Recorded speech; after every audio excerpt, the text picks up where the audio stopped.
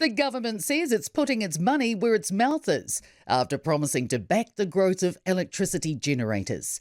Genesis yesterday announced a $400 million capital raise for new generation projects, with the government pledging up to $200 million of that.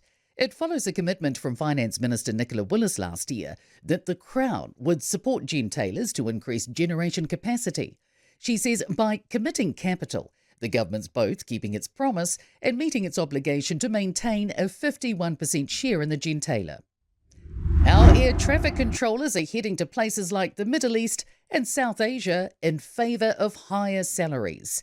Airways New Zealand has warned a parliamentary select committee that the world is starting to poach our controllers. Chair Darren Cusack says that this is concerning, but it does show that our controllers are trained to a high standard.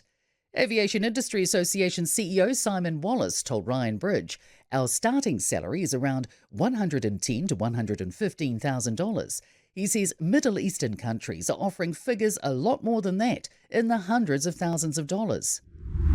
One expert suggests vaping should be a last resort to help smokers quit. Newstalk Z Beacon reveal Health NZ has signed a $500,000 contract to provide free vapes to smokers after it conducted a trial last year. More than 7,000 vapes and 67,000 refills have been distributed in the past 2 months alone. Asthma and Respiratory Foundation boss Letitia Harding says thousands of smokers have quit using nicotine patches and gum, and vapes are not a proven tool. It's believed tinkering with dog control laws won't stop attacks, only sweeping reform will. 3 people were injured in an attack by 2 American Bulldog crosses in Christchurch's Brindwa on Saturday, just days after a fatal mauling in Northland. Auckland Law School professor Marcelo Rodrigues Ferrer says dog control laws are often tightened in the wake of high-profile attacks. He says that's a poor way of making policy, and evidence-based solutions would be far better.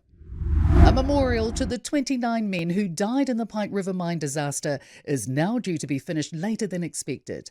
The Department of Conservation is proposing to open a memorial at the disaster site a week prior to the November 19 anniversary. It had wanted the memorial done at the end of summer, but has revised the timeline to allow families of the deceased to give input on the design. It's been 4 years since the Kremlin launched its full-scale assault, costing lives and crippling Ukraine's economy.